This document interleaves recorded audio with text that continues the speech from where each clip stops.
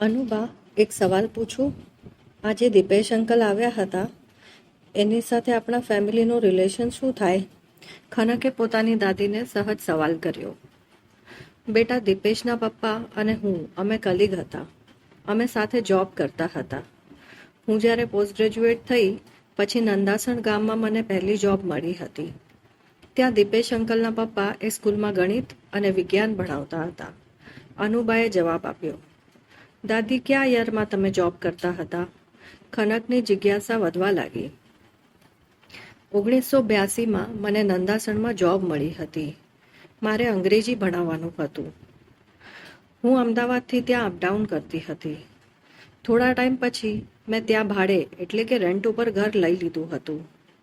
હું જ્યાં રેન્ટ ઉપર રહેતી હતી તે સંજય દાદા એટલે કે દીપેશ અંકલના ડેડીનું ઘર હતું. હું તેમના ઘરમાં જ એક રૂમમાં રહેતી હતી. મંડેથી સેટરડે રહેતી અને સેટરડે બપોરે સ્કૂલ પૂરી થાય એટલે ઘરે આવી જતી. ફરીથી મંડે સવારે પહોંચી જતી. અનુબાએ કહ્યું. તમે સંજય દાદાના ઘરે રેન્ટ પર રહેતા હતા તો પણ તમારે આટલા લાંબા રિલેશન છે. આપણા કાંકરિયાવાળા ઘરમાં અત્યાર સુધીમાં 6-7 ફેમિલી રેન્ટ પર રહેવા આવી ગયા, પણ આપણે તો કોઈની સાથે રિલેશન નથી. તો પછી તમારે આટલો લાંબો રિલેશન કેવી રીતે ચાલ્યું? ખનકનો સવાલ વાજબી હતો. યુ આર રાઈટ બચ્ચા, પણ એ માણસો અલગ હતા. એ નોખી માટીના માણસો હતા. એમાંય અમારી કાશી કાકી, એની તો વાત જ થાય એવી નહોતી. અનુબા જવાબ આપતા આપતા જાણે કે ભૂતકાળમાં સરી પડ્યા. દાદી, તમે શું કહો છો એ સમજાતું નથી. But if there is a story, I am interested. Please story કહો ને. ખનકે અનુબાનો હાથ પકડી લીધો. બર્યું તમારું અંગ્રેજી. સારું, પણ સ્ટોરી સાંભળ્યા પછી તારે મને ચા પીવડાવવી પડશે. બનાવવી પણ તારે જ પડશે, તો જ સ્ટોરી કહીશ. અનુબાએ મીઠી જીદ કરી. શ્યોર શ્યોર દાદી, સ્ટોરી માટે કંઈ પણ. ખનક અનુબાને વળગી પડી. બેટા, હું જ્યારે એજ્યુકેશન પૂરું કરીને નંદાસણમાં જોબ કરવા માટે ગઈ ત્યારે મારી મુલાકાત સંજયભાઈ, કિશોરભાઈ અને એસ.કે. ઝા સાહેબ સાથે થઈ હતી. કિશોરભાઈ અમારી નંદાસણ એજ્યુકેશન ટ્રસ્ટ સ્કૂલના પ્રિન્સિપલ હતા. સંજયભાઈ વાઇસ પ્રિન્સિપલ અને એસ.કે. ઝા અમારા ક્લાર્ક હતા. મારી અપોઇન્ટમેન્ટ થઈ ગઈ પછી દરરોજ હું અમદાવાદથી બસ પકડીને નંદાસણ આવતી અને પાછી જતી હતી. ઘણી વખત શિયાળામાં બસ વહેલી મોડી થતી. ચોમાસામાં તો પાણી ભરાઈ જાય ત્યારે 10-10 કિલોમીટર ચાલીને બસ પકડવા જવું પડતું હતું.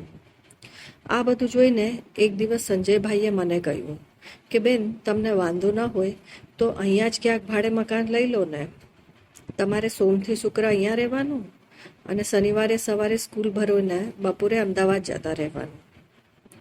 તેમનો આઈડિયા મને સારો લાગ્યો. મેં જ તેમને કહ્યું કે તમે જે આઈડિયા આપ્યો છે તો તમે જ ઘર બતાવો. તેઓ મને પહેલાં તો તેમના ઘરે લઈ ગયા. ત્યાં હું જઈને તેમના પત્ની વિમળાબેનને મળી. તેમના મમ્મી કાશી કાકી પણ તેમની સાથે જ રહેતા હતા. તેમના ઘરની સામેની તરફ તેમના મોટા ભાઈનું મકાન હતું. થોડે દૂર તેમની બહેન શારદાનું સાસરું હતું. તેમનો મોટાભાગનો પરિવાર આસપાસ જ રહેતો હતો. હું તેમના ઘરમાં ગઈ તો કાશી કાકીએ મને પ્રેમથી આવકારી અને તેમની જોડે જ ખાટલામાં બેસાડી. સંજયભાઈએ બધી વાત કરી કે બેનને એક મકાન ભાડે જોઈએ છે. એવું હોય તો શારદાના જેટનું મકાન અપાવી દઉં. આમેય એમનું ઘર ખાલી પડ્યું છે. બેનને સગવડ થઈ જશે અને એમનું ઘર સચવાઈ જશે. બેન, શું નામ તારું? કાશી કાકીએ પ્રેમથી બરડો પ્રસરાવતા મને પૂછ્યું. મેં કહ્યું, અનિલા ઉમાશંકર દવે.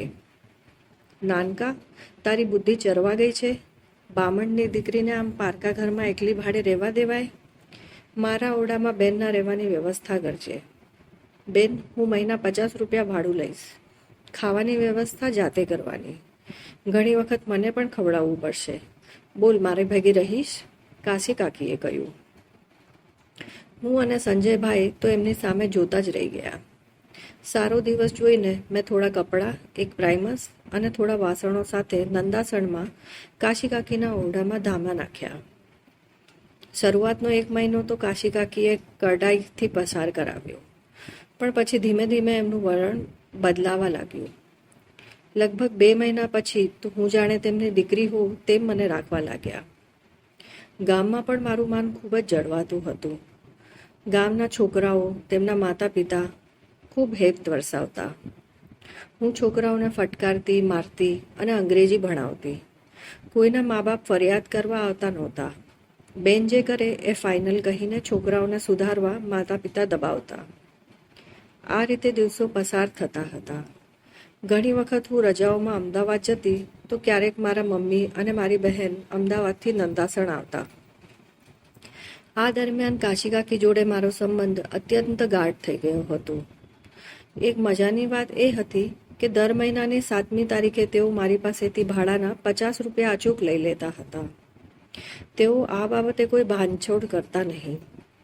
લગભગ એકાદ વર્ષથી તો અમે બધા સાથે જ ભોજન કરતા હતા. મેં મારો પ્રાઇમર્સ પણ વાપર્યો નહોતો. સમય પસાર થતો હતો અને બધું રાબેતા મુજબ ચાલતું હતું. સમયના પ્રવાહ વચ્ચે અમારો સંબંધ વધારે મજબૂત થયો હતો. તો માત્ર સંજયભાઈ જ નહીં પણ સમગ્ર નંદાસણ ગામનો એક વાત બની ગઈ હતી. આ દરમિયાન સંજયભાઈને ત્યાં દીપેશ અને તેની નાની બહેન સોનલનો જન્મ થયો. ત્યારે હું વિમળા ભાભીનું ધ્યાન રાખતી અને રસોઈનું કામ સંભાળતી. થોડા વખત પછી કાશીકાકી બીમાર પડ્યા. તેમને શું થયું એ સમજાતું નહોતું. પછી અમે તેમને અમદાવાદ લઈ ગયા. ત્યાં સિવિલમાં 1 મહિનો રાખ્યા. તેમની સારવાર કરાવી અને દર અઠવાડિયે 4 મહિના સુધી ઇન્જેક્શન લેવા લાવવાનું કહેવામાં આવ્યું. આ જવાબદારી મેં સ્વીકારી હતી. દર શનિવારે હું બપોરે કાશીકાકીને લઈને બસમાં અમદાવાદ આવતી. તેમને સિવિલ લઈ જઈને ઇન્જેક્શન અપાવતી અને મારા ઘરે લઈ જતી. ત્યાં અમે 1 દિવસ રોકાતા અને સોમવારે નંદાસણ પાછા આવી જતા. આ અમારો સંવેદનાનો ગણો કે સ્નેહનો ગણો પણ સંબંધ જળવાયેલો હતો. આ દરમિયાન મારા લગ્ન નક્કી થયા. તારા દાદા સરકારી નોકરી કરતા હતા. તેઓ આણંદ ટ્રેઝરી ડિપાર્ટમેન્ટમાં હતા. તેઓ પણ અપડાઉન કરતા હતા. અમારા લગ્ન થયા બાદ અમે અમદાવાદમાં એક ઘર લીધું. અમને મકાનમાં શિફ્ટ થવામાં 1 વર્ષ લાગ્યું. પૈસાની વ્યવસ્થા અને અમદાવાદ બદલી કરાવવામાં 1 વર્ષ જેટલો સમય લાગ્યો હતો. મેં જ્યારે કાશીકાકીનો ઓરડો ખાલી કર્યો ત્યારે અમે બંને એકબીજાને ભેટીને ખૂબ રડ્યા હતા. છેલ્લા 4 વર્ષથી અમે એકબીજાના સાથી હતા. એ મારી મા અને હું એમની દીકરી હતી.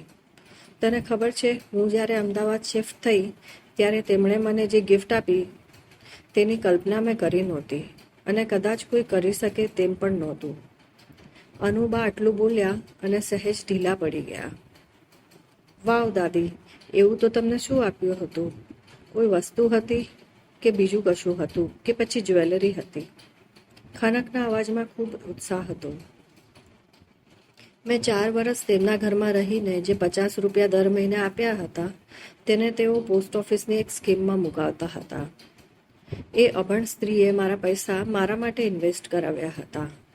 માત્ર 2400 રૂપિયા ત્યારે વ્યાજ સાથે મને પરત કર્યા અને બીજા એટલા જ રૂપિયા તેમણે મને દીકરીના કરિયાવર તરીકે પણ આપ્યા. જેમના માટે હું એક અજાણી છોકરી હતી તેમણે એક દીકરી તરીકે મને સાચવી, મારી કાળજી રાખી, મને જીવની જેમ રાખી અને વિદાય કરી.